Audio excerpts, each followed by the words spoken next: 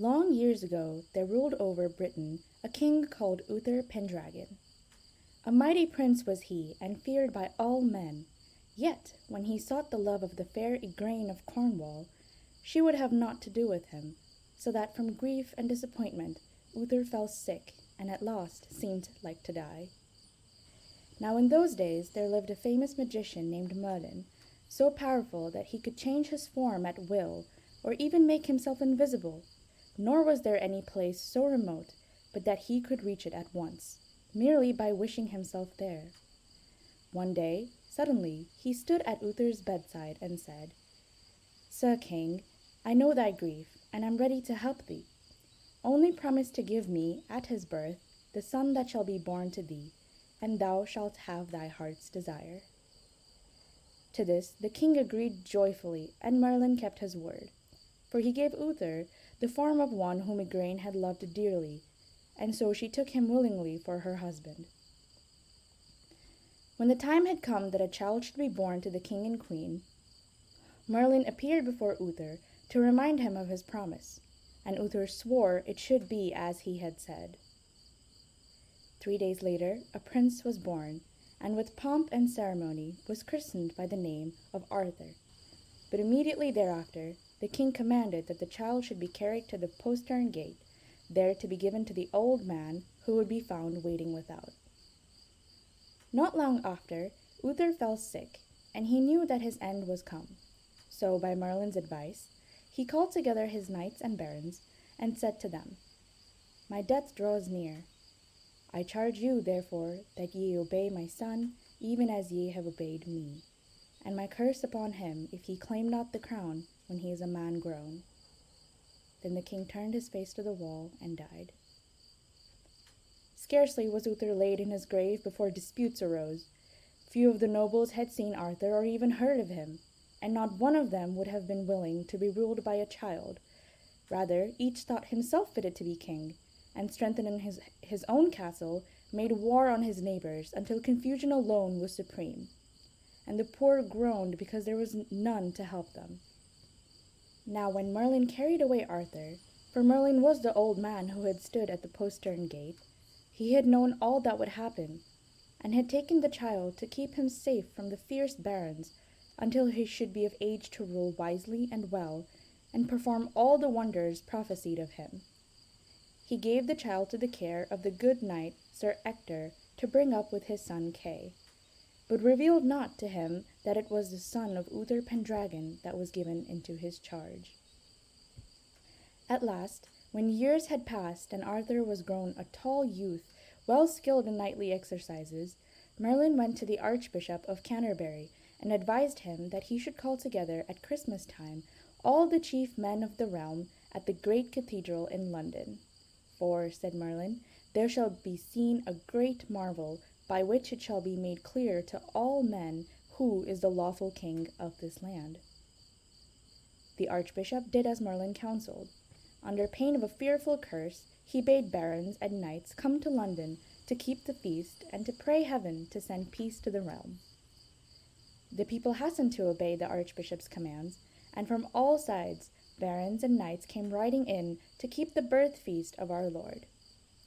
And when they had prayed and were coming forth from the cathedral, they saw a strange sight.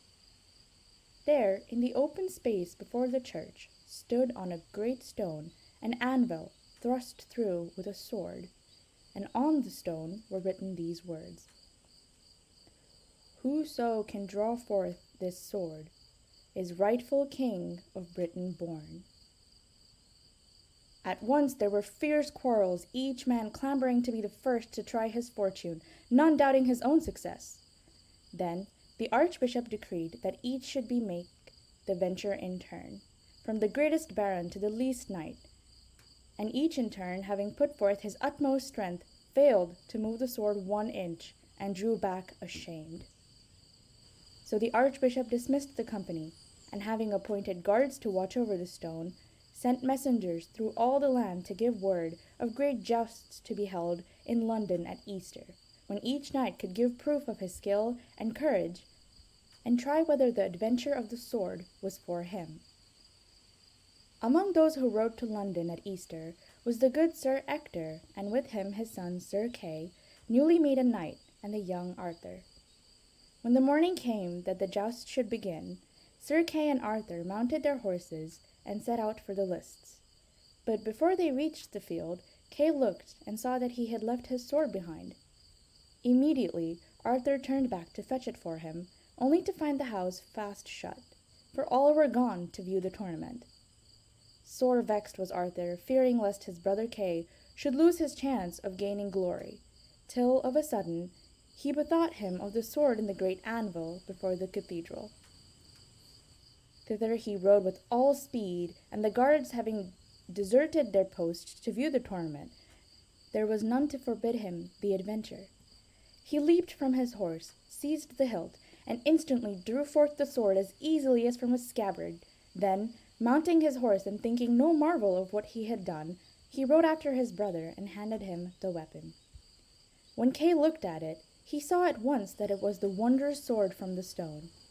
In great joy he sought his father, and showing it to him, said, "Then must I be King of Britain." But Sir Ector bade him say how he came by the sword, and when Sir Kay told how Arthur had brought it to him, Sir Ector bent his knee to the boy and said, "Sir, I perceive that ye are my king, and here I tender you my homage." And Kay did as his father. Then the three sought the archbishop, to whom they related all that had happened, and he, much marveling, called the people together to the great stone, and bade Arthur thrust back the sword, and draw it forth again in the presence of all, which he did with ease. But an angry murmur arose from the barons, who cried that what a boy could do, a man could do.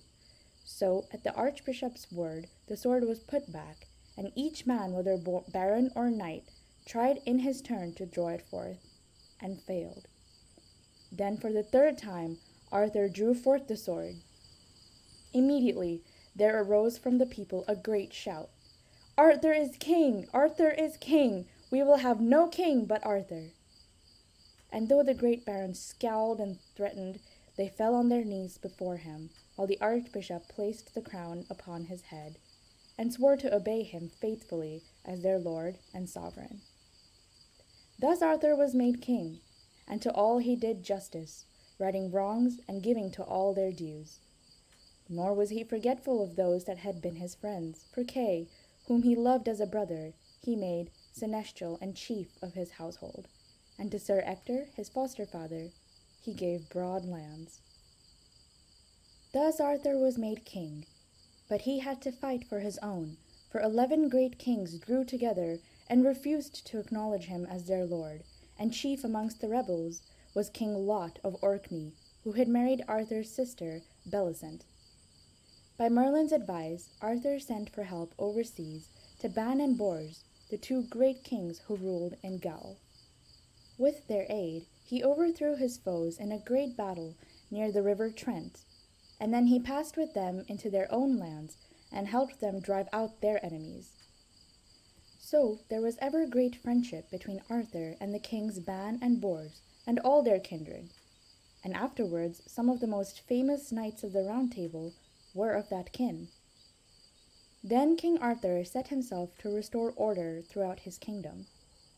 To all who would submit and amend their evil ways, he showed kindness. But those who persisted in oppression and wrong he removed, putting in their places others who would deal justly with the people.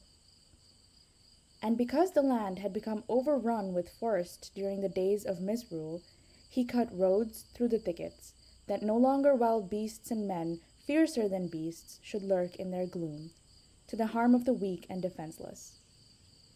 Thus it came to pass that soon the peasant plowed his fields in safety, and where had been wastes, men dwelt again in peace and prosperity. Among the lesser kings whom Arthur helped to rebuild their towns and restore order was King Leodegrance of Cameliard. Now, Leodegrance had one fair child, his daughter Guinevere, and from the time that first he saw her, Arthur gave her all his love. So he sought counsel of Merlin, his chief adviser. Merlin heard the king sorrowfully, and he said, "Sir King, when a man's heart is set, he may not change. Yet had it been well if ye had loved another. So the king sent his knights to Leodegrance to ask of him his daughter, and Leodegrance consented, rejoicing to wed her to so good and knightly a king. With great pomp the princess was conducted to Canterbury, and there the king met her, and they two were wed by the archbishop in the great cathedral amid the rejoicings of the people. On that same day did Arthur found his Order of the Round Table, the fame of which was to spread throughout Christendom and endure through all time. Now the Round Table had been made for King Uther Pendragon by Merlin, who had meant thereby to set forth plainly to all men the roundness of the earth.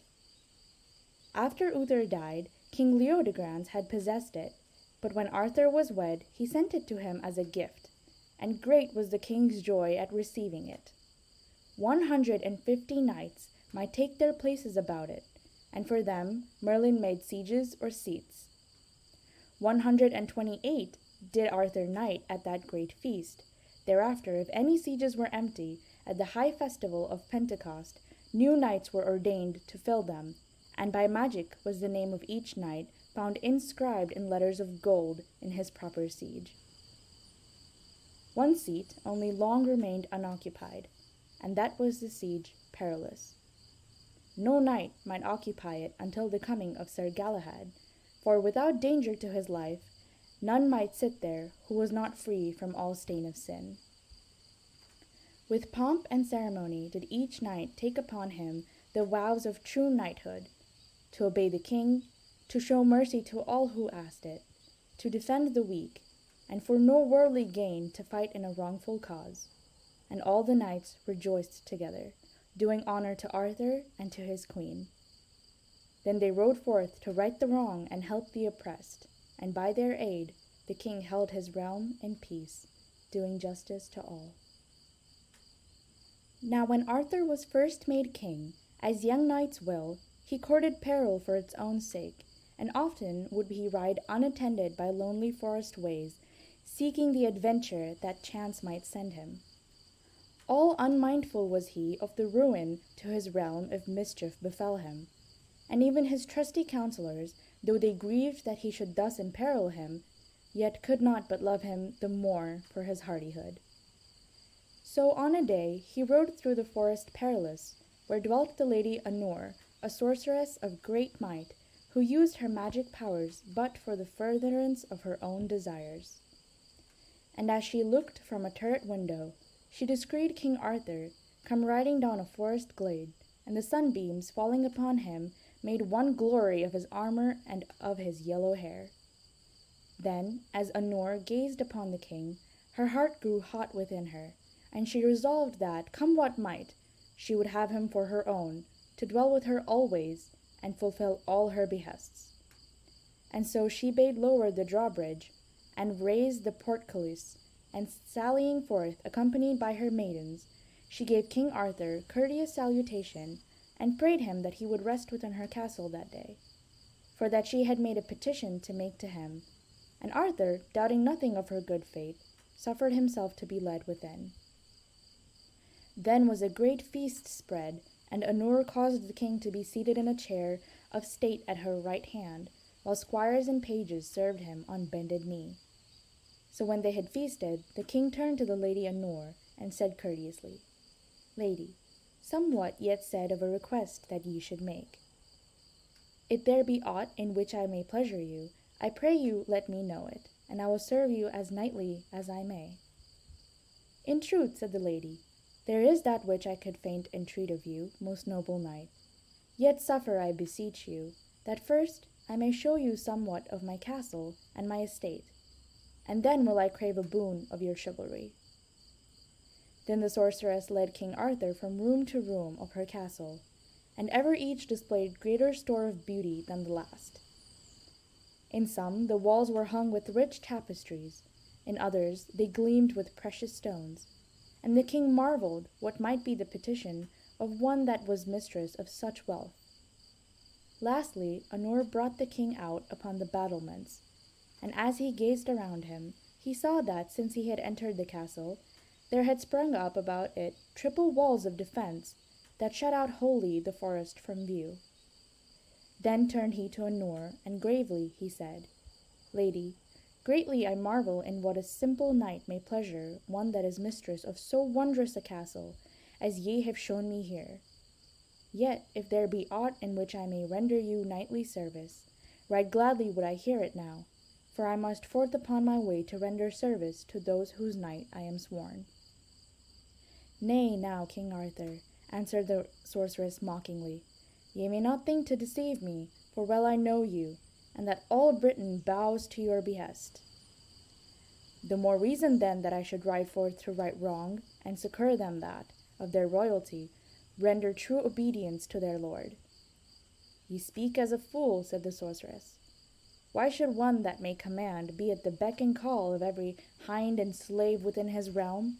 Nay, rest thee here with me, and I will make thee ruler of a richer land than Britain, and give thee to satisfy thy every desire. Lady, said the king sternly, I will hear and judge of your petition at this time, and then will I forth upon my way. Nay, said Anor, there needs not this harshness. I did but speak for thine advantage. Only vow thee to my service, and there is not art thou canst desire that thou shalt not possess. Thou shalt be lord of this fair castle, and of the mighty powers that obey me. Why waste thy youth in hardship, and in the service of such as shall render thee little enough again? Thereupon, without ever a word, the king turned him about and made for the turret stair by which he had ascended, but nowhere could he find it. Then said the sorceress, mocking him, Fair sir, how think ye to escape without my good will? See ye not the walls that guard my stronghold? And think ye that I have not servants enow to do my bidding? She clapped her hands, and forthwith there appeared a company of squires, who, at her command, seized the king and bore him away to a strong chamber, where they locked him in. And so the king abode that night, the prisoner of that evil sorceress, with little hope that day, when it dawned, should bring him better cheer. Yet lost he not courage, but kept watch and vigil the night through, lest the powers of evil should assail him unawares. And with the early morning light, Anor came to visit him. More stately she seemed than the night before, more tall and more terrible, and her dress was one blaze of flashing gems, so that scarce could the eye look upon her. As a queen might address a vassal, so greeted she the king, and as condescending to one of low estate, asked how he had fared that night. And the king made answer, I have kept vigil as behoves a knight, who knowing him to be in the midst of danger, would bear himself meetly in any peril that should offer. And the lady Anor, admiring his knightly courage, desired more earnestly even than before to win him to her will, and she said, Sir Arthur, I know well your courage and knightly fame, and greatly do I desire to keep you with me. Stay with me, and I promise you that you shall bear sway over a wider realm than any that ever ye heard of, and I, even I, its mistress, will be at your command. And what lose ye if ye accept my offer? Little enough, I ween, for never think that ye shall win the world from evil, and men to loyalty and truth. Then answered the king in anger, Full well I see that thou art in league with evil, and that thou but seekest to turn me from my purpose. I defy thee, foul sorceress. Do thy worst. Thou shalt slay me, thou shalt never sway me to thy will. And therewith the king raised his cross-hilted sword before her. Then the lady quailed at the sight. Her heart was filled with hate, but she said, Go your way, proud king of a petty realm. Rule well your race of miserable mortals, since more it pleasures you than to bear sway over the powers of the air. I keep you not against your will. With these words she passed from the chamber, and the king heard her give command to her squires to set him without her gates, give him his horse, and suffer him to go on his way. And so it came to pass that the king found himself once more at large, and marveled to have won so lightly to liberty. Yet knew he not the depths of treachery in the heart of Anor, for when she found she might not prevail with the king, she bethought her how, by mortal means, she might bring the king to dishonor and death. And so, by her magic art, she caused the king to follow a path that brought him to a fountain, whereby a knight had his tent, and for love of adventure held the way against all comers. Now this knight was Sir Pelinor, and at the time he had not his equal for strength and knightly skill, nor had any been found that might stand against him. So as the king drew nigh, Pelinor cried, "Stay, knight, for none passes this way except he joust with me." "That is no good custom," said the king. "It were well that ye followed it no more." "It is my custom, and I will follow it still," answered Pelinor. "If ye like it or not, amend it if ye may." "I will do my endeavour," said Arthur, "but, as ye see, I have no spear." "Nay, I seek not to have you at advantage," replied Pelinor, and bade his squire give Arthur a spear. Then they dressed their shields, laid their lances in rest, and rushed upon each other. Now the king was wearied by his night's vigil, and the strength of Pelinor was as the strength of 3 men, so at the first encounter Arthur was unhorsed. Then said he, "I have lost the honor on horseback, but now will I encounter thee with my sword and on foot." "I too will alight," said Pelinor. "Small honor to me were it if I slew thee on foot, I being horsed the while." So they encountered each other on foot, and so fiercely they fought that they hewed off great pieces of each other's armor, and the ground was dyed with their blood. But at the last Arthur's sword broke off short at the hilt, and so he stood all defenseless before his foe. "I have thee now," cried Pelinor. "Yield thee as recreant, or I will slay thee." "That will I never," said the king. "Slay me if thou canst."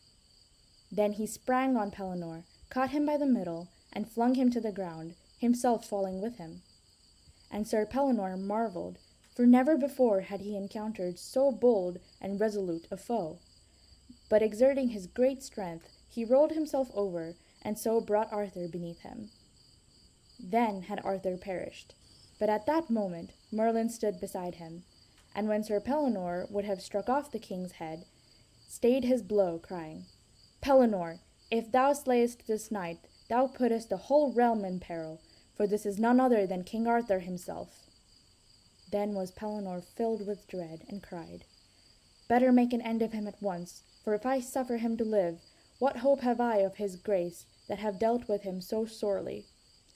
But before Pelinor could strike, Merlin caused a deep sleep to come upon him, and raising King Arthur from the ground, he staunched his wounds and recovered him of his swoon. But when the king came to himself, he saw his foe lie, still as in death, on the ground beside him, and he was grieved, and said, "Merlin, what have ye done to this brave knight? Nay, if ye have slain him, I shall grieve my life long, for a good knight he is, bold and a fair fighter, though something wanting in knightly courtesy. He is in better case than ye are, Sir King, who so lightly imperil your person, and thereby your kingdom's welfare. And, as ye say, Pelinor is a stout knight, and hereafter shall he serve you well. Have no fear, he shall wake again in 3 hours, and has suffered naught by the encounter. But for you, it were well that ye came where ye might be tended for your wounds." "Nay," replied the king, smiling, "I may not return to my court thus weaponless. First will I find means to purvey me of a sword." "That is easily done," answered Merlin. "Follow me, and I will bring you where ye shall get you a sword, the wonder of the world." So, though his pains pained him sore, the king followed Merlin by many a forest path and glade, until they came upon a mere bosomed deep in the forest, and as he looked thereon, the king beheld an arm, clothed in white samite, shoot above the surface of the lake, and in the hand was a fair sword that gleamed in the level rays of the setting sun. "This is a great marvel," said the king. "What may it mean?" And Merlin made answer, "Deep is this mere, so deep indeed that no man may fathom it. But in its depths, and built upon the roots of the mountains, is the palace of the Lady of the Lake. Powerful is she, with a power that works ever for good, and she shall help thee in thine hour of need. For thee has she wrought yonder sword." Go now, and take it." Then was Arthur aware of a little skiff, half hidden among the bulrushes that fringed the lake, and leaping into the boat without aid of oar, he was wafted out into the middle of the lake, to the place where, out of the water, rose the arm and sword. After leaning from the skiff, he took the sword from the hand, which forthwith vanished, and immediately thereafter the skiff bore him back to land. Arthur drew from its scabbard the mighty sword, wondering the while at the marvel of its workmanship, for the hilt shone with the light of many twinkling gems, diamond and topaz and emerald, and many another whose names none know. And as he looked on the blade, Arthur was aware of mystic writings on the one side and the other, calling to Merlin. He bade him interpret them. "Sir," said Merlin, "on the one side is written, 'Keep me,' and on the other, 'Throw me away.'" "Then," said the king, "which does it behove me to do?" "Keep it," answered Merlin. "The time to cast it away is not yet come. This is the good brand Excalibur, or cut steel, and well shall it serve you. But what think ye of the scabbard?" "A fair cover for so good a sword," answered Arthur. "Nay, it is more than that," said Merlin, "for so long as ye keep it, though ye be wounded, never so sore, yet ye shall not bleed to death." And when he heard that, the king marvelled the more. Then they journeyed back to Carleon, where the knights made great joy of the return of their lord. And presently thither came Sir Pelinor, craving pardon of the king, who made but jest of his own misadventure. And afterwards Sir Pelinor became of the Table Round a knight vowed, not only to deeds of hardihood, but also to gentleness and courtesy. And faithfully he served the king, fighting ever to maintain justice and put down wrong, and to defend the weak from the oppressor.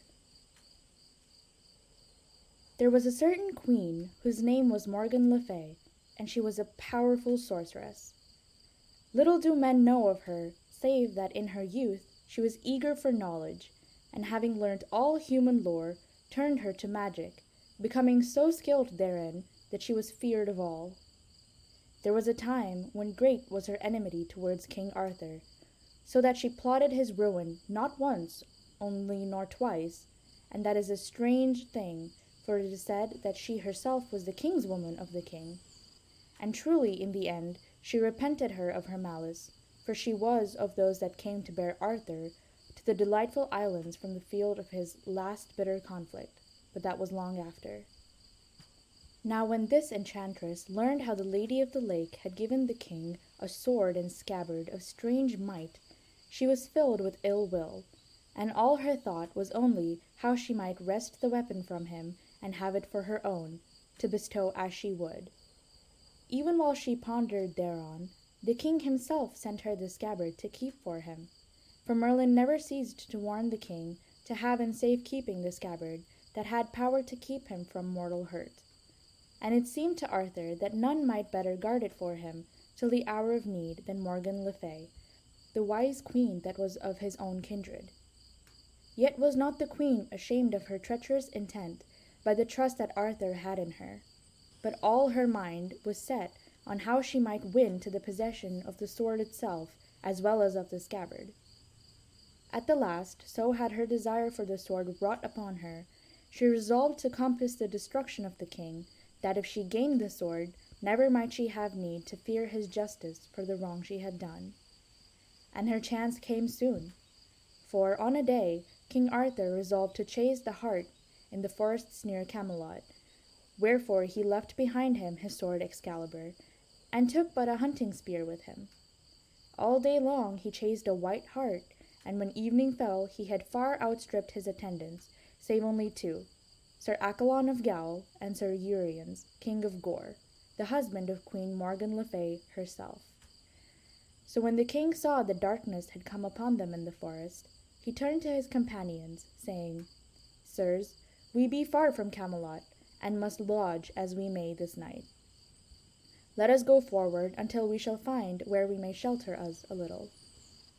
So they rode forward, and presently Arthur espied a little lake glinting in the beams of the rising moon, and as they drew nearer, they descried, full in the moonlight, a little ship, all hung with silks, even to the water's edge. Then said the king to his knights, "Yonder is promise of shelter, or it may be of adventure. Let us tether our horses in the thicket, and enter into this little ship." And when they had so done, presently they found themselves in a fair cabin, all hung with silks and tapestries, and in its midst a table spread with the choicest fare. And being weary and hungered with the chase, they ate of the feast prepared, and laying down to rest, were soon sunk in deep slumber. While they slept, the little ship floated away from the land, and it came to pass that a great wonder befell. For when they woke in the morning, King Uriens found himself at home in his own land, and Sir Accolon was in his own chamber at Camelot. But the king lay a prisoner, bound and fettered and weaponless, in a noisome dungeon that echoed to the groans of hapless captives. When he was come to himself, King Arthur looked about him, and saw that his companions were knights in the same hard case as himself, and he inquired of them how they came to be in that plight.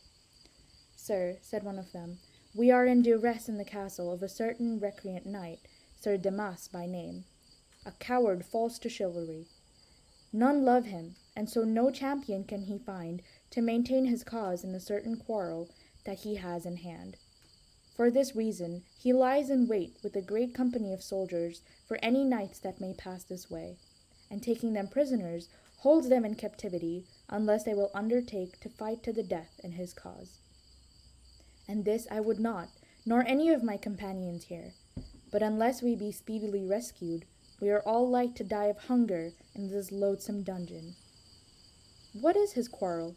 asked the king. "That we none of us know," answered the knight. While they yet talked, there entered the prison a damsel. She went up to the king at once, and said, "Knight, will ye undertake to fight in the cause of the lord of this castle?" "That I might not say," replied the king, "unless first I may hear what is his quarrel." "That ye shall not know," replied the damsel. "But this I tell you, if ye refuse, ye shall never leave this dungeon alive, but shall perish here miserably." "This is a hard case," said the king, "that I must either die or fight for one I know not, and in a cause that I may not hear. Yet on one condition will I undertake your lord's quarrel, and that is that he shall give me all the prisoners bound here in his dungeon." "It shall be as ye say," answered the damsel, "and ye shall also be furnished with horse and armor and sword than which ye never saw better."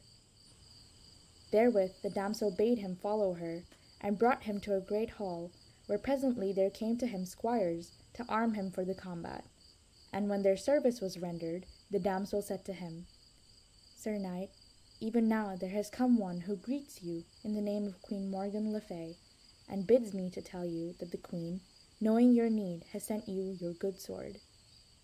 Then the king rejoiced greatly, for it seemed to him that the sword that the damsel gave him was none other than the good sword Excalibur. When all was prepared, the damsel led King Arthur into a fair field, and there he beheld awaiting him a knight, all sheathed in armor, his visor down, and bearing a shield on which was no blazonry. So the two knights saluted each other, and wheeling their horses, rode away from each other some little space. Then turning again, they laid lance in rest, and rushing upon each other, encountered with the noise of thunder, and so great was the shock that each knight was borne from the saddle. Swiftly they gained their feet, and drawing their swords, dealt each other great blows, and thus they contended fiercely for some while.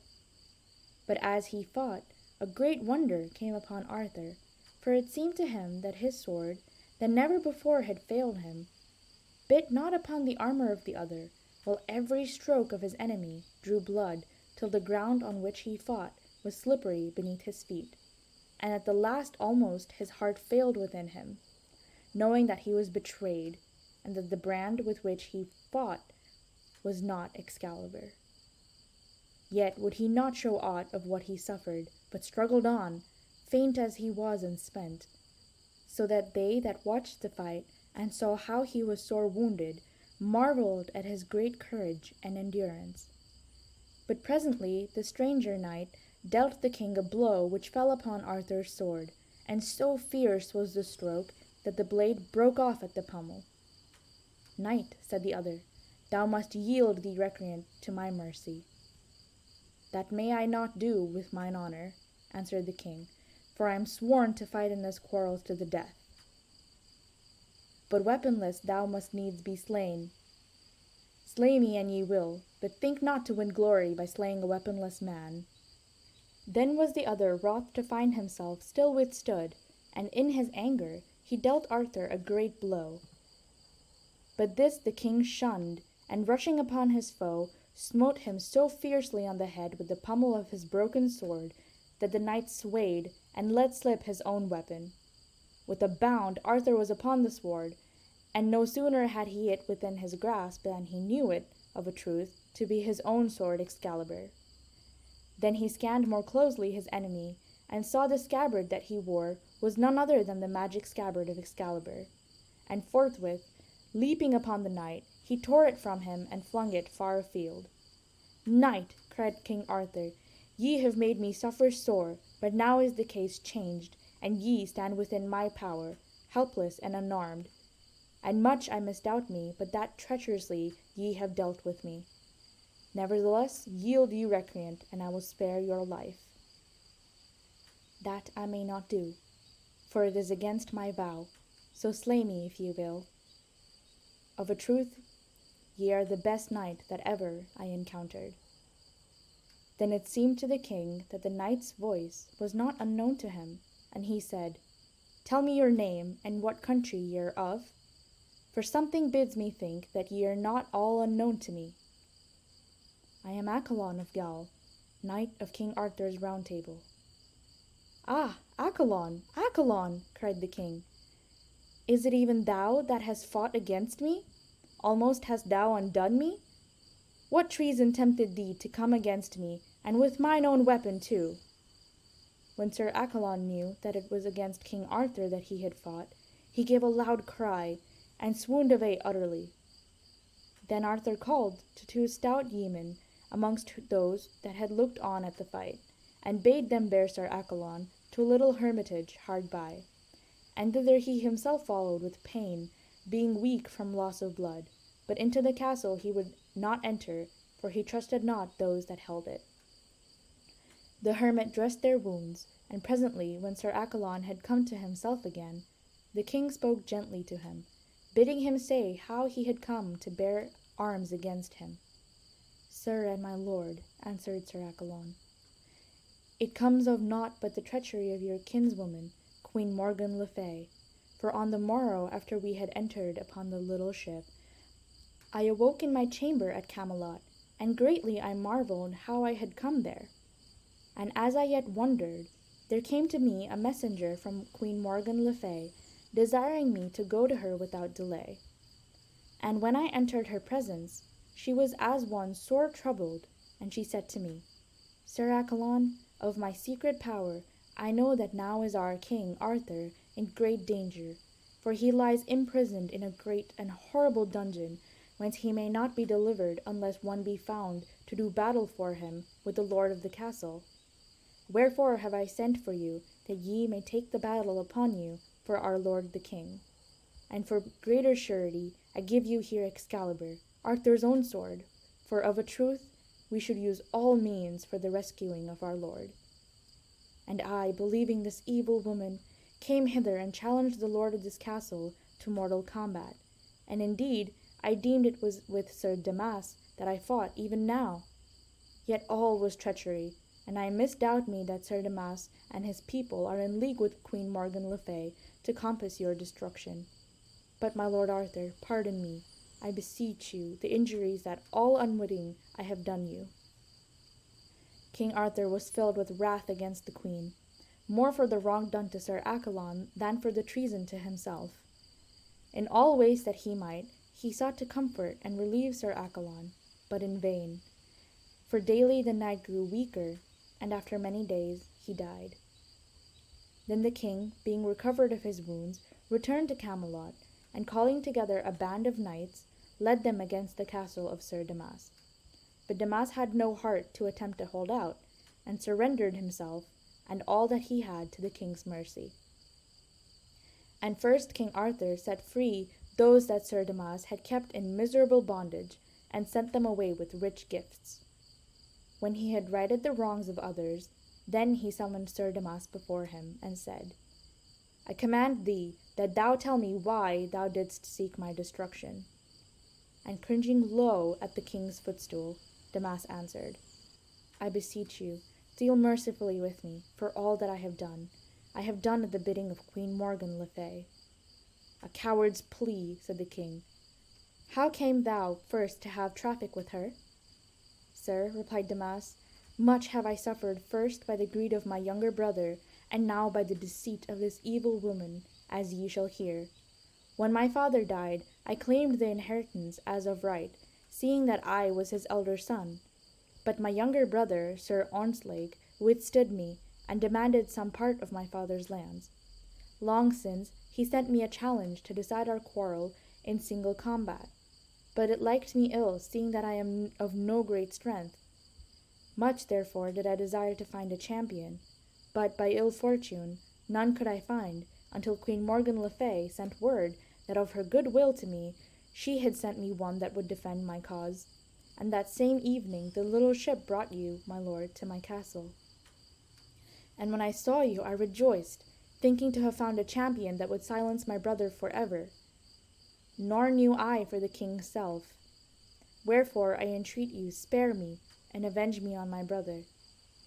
Therewith Sir Damas fawned upon the king, but Arthur sternly bade him rise, and send messengers to bring Sir Onslake before him.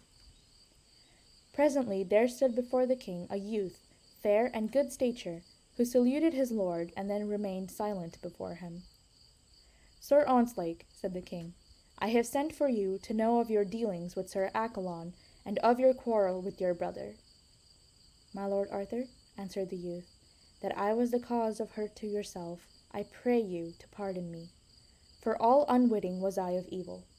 For ye shall know that I had challenged my brother to single combat, but when word came to me that he was provided of a champion, I might not so much as brook my armor for a sore wound that I had got of an arrow shot at me as I rode through the forest near the castle. And as I grieved for my hard case, there came a messenger from Queen Morgan le Fay, bidding me of good courage, for she had sent unto me one Sir Accolon, who would undertake my quarrel. This only she commanded me, that I should ask no questions of Sir Accolon. Sir Accolon abode with me that night, and, as I supposed, fought in my cause the next day. Sure am I that there is some mystery, yet may I not misdoubt my lady Queen Morgan le Fay without cause, wherefore if blame there be, let me bear the punishment. Then was the king well pleased with the young man for his courage and loyalty to others. Fair youth, said he, ye shall go with me to Camelot, and if ye prove you brave and just in all your doings, ye shall be of my round table. But to Sir Damas he said sternly, Ye are a mean-spirited varlet, unworthy of the degree of knighthood. Here I ordain that ye shall yield unto your brother the moiety of the lands that ye had of your father, and in payment for it, yearly ye shall receive of Sir Onslake a palfrey, for that will befit you better to ride than the knightly war-horse. And look ye well to it, on pain of death, that ye lie no more in wait for errant knights, but amend your life and live peaceably with your brother. Thereafter, the fear of the king kept Sir Damas from deeds of violence, yet to the end he remained cowardly and churlish, unworthy of the golden spurs of knighthood. But Sir Onslake proved him a valiant knight, fearing God and the king, and naught else. Now when Queen Morgan le Fay knew that her plot had miscarried, and that her treachery was discovered, she feared to abide the return of the king of Camelot, and so she went to Queen Guinevere and said, Madam, of your courtesy, grant me leave, I pray you to depart. Nay, said the queen, that were pity, for I have news of my lord the king, that soon he will return to Camelot. Will ye not then await his return, that ye may see your kinsman before ye depart? Alas, madam, said Morgan le Fay, That may not be, for I have ill news that requires that immediately I get to my own country." "Then shall ye depart when ye will," said the queen. So before the next day had dawned, Morgan le Fay arose, and taking her horse, departed unattended from Camelot. All that day and most of the night she rode fast, and ere noon the next day she was come to a nunnery, where, as she knew, King Arthur lay. Entering into the house, she made herself known to the nuns, who received her courteously and gave her of their best to eat and to drink. When she was refreshed, she asked if any other had sought shelter with them that day, and they told her that King Arthur lay in an inner chamber and slept, for he had rested little for 3 nights. "Ah, my dear lord," exclaimed the false sorceress, "gladly would I speak with him, but I will not that ye awaken him, and long I may not tarry here, wherefore suffer me at least to look upon him as he sleeps, and then will I continue my journey." And the nuns, suspecting no treachery, showed Queen Morgan le Fay the room where King Arthur slept, and let her enter it alone. So Morgan le Fay had her will, and stood beside the sleeping king. But again it seemed as if she must fail of her purpose, and her heart was filled with rage and despair. For she saw that the king grasped in his hand the hilt of the naked brand, that none might take it without awakening him. While she mused, suddenly she espied the scabbard where it hung at the foot of the bed, and her heart rejoiced to know that something she might gain by her bold venture. She snatched up the empty sheath, and wrapping it in a fold of her garment, left the chamber. Brief were her farewells to the holy nuns, and in haste she got to horse and rode away. Scarcely had she set forth when the king awoke, and rising from his couch, saw at once that the scabbard of his sword was gone. Then summoned he the whole household to his presence, and inquired who had entered his chamber. "Sir," said the abbess, "there has none been here save only your kinswoman, the Queen Morgan le Fay. She, indeed, desired to look upon you, since she might not abide your awakening."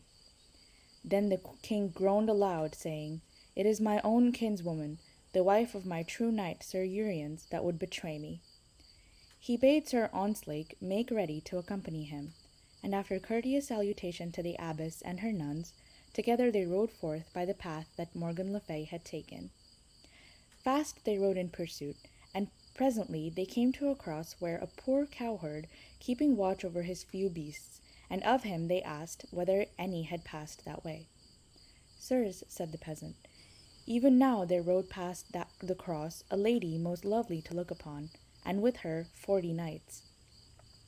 Greatly the king marveled how Queen Morgan le Fay had come by such a cavalcade, but nothing he doubted that it was she the cowherd had seen. So thanking the poor man, the king, with Sir Ontzlake, rode on by the path that had been shown them, and presently, emerging from the forest, they were aware of a glittering company of horsemen winding through a wide plain that lay stretched before them. On the instant they put spurs to their horses and galloped as fast as they might in pursuit. But as it chanced, Queen Morgan le Fay looked back even as Arthur and Sir Ontzlake came forth from the forest, and seeing them she knew at once that her theft had been discovered, and that she was pursued. Straightway she bade her knights ride on till they should come to a narrow valley where lay many great stones. But as soon as they had left her, she herself rode with all speed to a mere hard by. Sullen and still it lay, without even a ripple on its surface. No animal ever drank of its waters, nor bird sang by it, and it was so deep that none might even plumb it. And when the queen had come to the brink, she dismounted. From the folds of her dress she drew the scabbard, and waving it above her head, she cried, "Whatsoever becometh of me, King Arthur shall not have the scabbard." Then whirling it with all her might, she flung it far into the mere. The jewels glinted as the scabbard flashed through the air. Then it clove the oily waters of the lake and sank, never again to be seen. When it had vanished, Morgan le Fay mounted her horse again and rode fast after her knights, for the king and Ontzlake were in hot pursuit, and sore she feared lest they should come up with her before she might reach the shelter of the Valley of Stones. but she had rejoined her company of knights before the king had reached the narrow mouth of the valley. Quickly she bade her men scatter among the boulders, and then, by her magic art, she turned them all, men and horses and herself too, into stones, that none might tell the one from the other. When King Arthur and Sir Ontzlake reached the valley, they looked about for some sign of the presence of the queen or her knights, but naught might they see through. They rode through the valley and beyond, and returning, searched with all diligence among the rocks and boulders. Never again was Queen Morgan le Fay seen at Camelot, nor did she attempt aught afterwards against the welfare of the king. When she had restored her knights to their proper form, she hastened with them back to her own land, and where she abode for the rest of her days, until she came with the other queens to carry Arthur from the field of the battle in the west. Nor would the king seek to take vengeance on a woman, though sorely she had wronged him. His life long he guarded well the sword Excalibur, but the sheath no man ever saw again. Of Merlin and how he served King Arthur, something has been already shown. Loyal he was ever to Uther Pendragon and to his son King Arthur, and for the latter especially he wrought great marvels. He brought the king to his rights, he made him his ships, and some say that Camelot, with its splendid halls where Arthur would gather his knights around him at the great festivals of the year, at Christmas, at Easter, and at Pentecost, was raised by his magic, without human toil. Blaise, the aged magician who dwelt in Northumberland and recorded the great deeds of Arthur and his knights, had been Merlin's master in magic. But it came to pass in time that Merlin far excelled him in skill, so that his enemies declared no mortal was his father, and called him Devil's son. Then on a certain time Merlin said to Arthur, "The time draws near when ye shall miss me, for I shall go down alive into the earth, and it shall be that gladly would ye give your lands to have me again." Then Arthur was grieved, and said, "Since ye know your danger, use your craft to avoid it." But Merlin answered, "That may not be." Now there had come to Arthur's court a damsel of the Lady of the Lake, her whose skill in magic, some say, was greater than Merlin's own, and the damsel's name was Vivian. She set herself to learn the secrets of Merlin's art, and was ever with him, tending upon the old man, and with gentleness and tender service winning her way to his heart. But all was a pretence, for she was weary of him, and sought only his ruin, thinking it should be fame for her, by any means whatsoever, to enslave the greatest wizard of his age. And so she persuaded him to pass with her overseas into King Ban's land of Benwick, and there one day he showed her a wondrous rock formed by magic art. Then she begged him to enter into it, the better to declare to her its wonders. But when once he was within, by a charm that she had learned from Merlin's self, she caused the rock to shut down, that never again might he come forth. Thus was Merlin's prophecy fulfilled, that he should go down into the earth alive.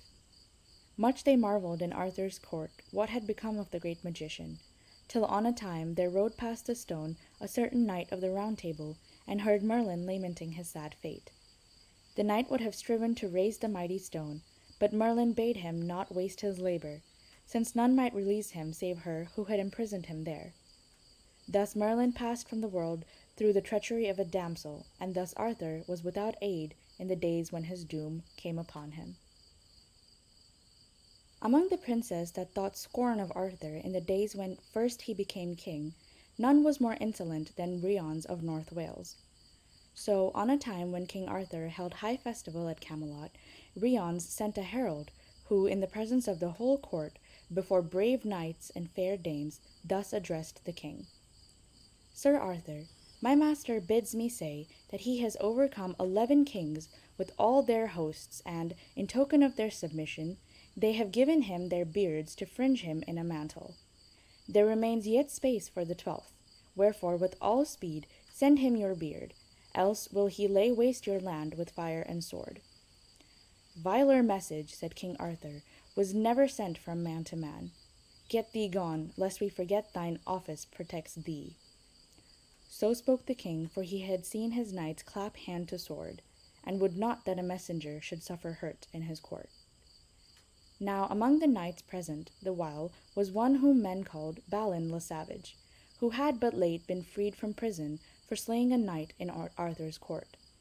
None was more wroth than he at the villainy of Rions, and immediately after the departure of the herald, he left the hall and armed him, for he was minded to try if with good fortune he might win to Arthur's grace by avenging him on the King of North Wales. While he was without, there entered the hall a witch lady, who on a certain occasion had done the king a service, and for this she now desired of him a boon.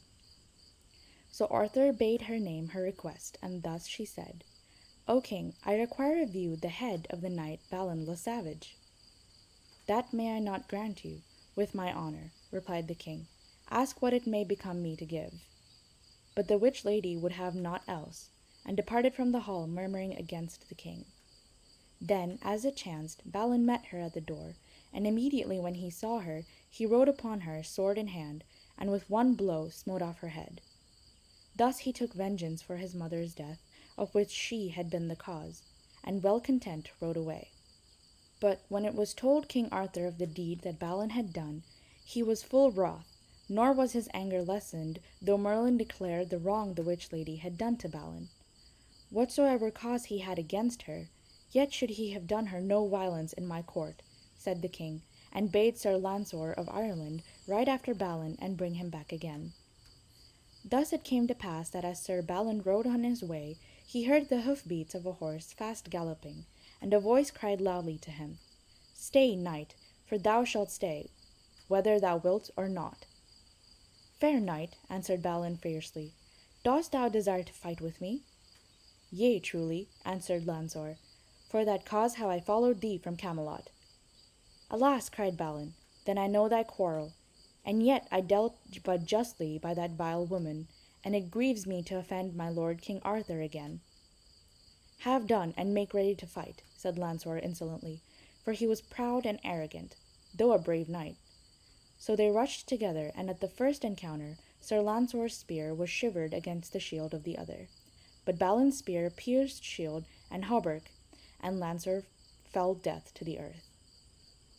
Then Sir Balin, sore grieved that he had caused the death of a knight of Arthur's court, buried Lansor as well as he might, and continued sorrowfully on his journey in search of King Rions. Presently, as he rode through a great forest, he espied a knight whom by his arms he knew at once for his brother, Sir Balin. Great joy had they in their meeting, for Balin had believed Balin still to be in prison. So Balin told Balin all that had befallen him, and how he sought Rions to avenge Arthur upon him for his insolent message, and hoped thereby to win his lord's favor again. "I will ride with thee, brother," said Balin, "and help thee as I may." So the two went on their way till presently they met with an old man, Merlin's self, though they knew him not, for he was disguised. "Ah, knight," said Merlin to Balin, "swift to strike and swift to repent, beware, or thou shalt strike the most dolorous blow dealt by man, for thou shalt slay thy own brother." "If I believed thy words true," cried Balin hotly, "I would slay myself to make thee a liar." "I know the past, and I know the future," said Merlin. "I know too the errand on which thou ridest, and I will help thee, if thou wilt." "Ah," said Balin, "that pleases me well." "Hide you both in this covert," said Merlin, "for presently there shall come riding down this path King Rions with 60 of his knights." With these words he vanished. So Balin and Balin did as he had bidden them, and when King Rions and his men entered the little path, they fell upon them with such fury that they slew more than 40 knights, while the rest fled, and King Rions himself yielded him to them. So Sir Balin rode with King Rions to Camelot, that he might deliver him to King Arthur. But Balin went not with them, for he would see more adventures before he sought King Arthur's presence again. After many days' travel and many encounters, it befell that one evening Balin drew near to a castle, and when he would have sought admittance, there stood by him an old man, and said, "Balin, turn thee back, and it shall be better for thee," and so vanished. At that moment there was blown a blast on a horn, such as is sounded when the stag receives its death, and hearing it, Balin's heart misgave him, and he cried, That blast is blown for me, and I am the prize. But not yet am I dead." At that instant the castle gate was raised, and there appeared many knights and ladies welcoming Balin into the castle. So he entered, and presently they were all seated at supper. Then the lady of the castle said to Balin, "Sir Knight, tomorrow thou must have ado with a knight that keeps an island near by, else mayest thou not pass that way." "That is an evil custom," answered Balin, "but if I must, I must." So that night he rested, but with the dawn he rose and was arming himself for battle, when there came to him a knight and said, "Sir, your shield is not good. I pray you, take mine, which is larger and stouter." In an evil hour Balin suffered himself to be persuaded, and taking the stranger's shield, left behind his own on which his arms were blazoned. Then, entering a boat, he was conveyed to the island where the unknown knight held the ford. No sooner was he landed than there came riding to him a knight armed all in red armor, his horse too trapped all in red. And without word spoken they charged upon each other, and each bore the other from their saddle. Thus for a while they lay, stunned by the fall. The Red Knight was the first to rise, for Balin, all wearied from his travels and many encounters, was sore shaken by the fall. Then they fought together right fiercely, hacking away great pieces of armor, and dealing each other dreadful wounds. But when they paused to take a breath, Balin, looking up, saw the battlements of the castle filled with knights and ladies watching the struggle, and immediately, shamed that the conflict should have so long endured, he rushed again upon the Red Knight, aiming at him blows that might have felled a giant. So they fought together a long while, but at the last the Red Knight drew back a little. Then cried Balin, "Who art thou? For till now never have I met my match." Then said the Red Knight, "I am Balin, brother to the noble knight Sir Balin." And with the word he fell to the ground as one dead. "Alas," cried Balin, "that I should have lived to see this day." Then, as well as he might, for his strength was almost spent, he crept on hands and knees to his brother's side and opened the visor of his helmet. And when he saw his brother's face all ghastly as it was, he cried, "O Balin, I have slain thee, as thou hast also slain me. O woeful deed, never to be forgotten of men." Then Balin, being somewhat recovered, told Balin how he had been compelled by those at the castle to keep the ford against all comers, and might never depart. And Balin told of the grievous chance by which he had taken another's shield. So these two died, slain by each other's hands. In one tomb they were buried, and Merlin, passing that way, inscribed thereon the full story of their deaths.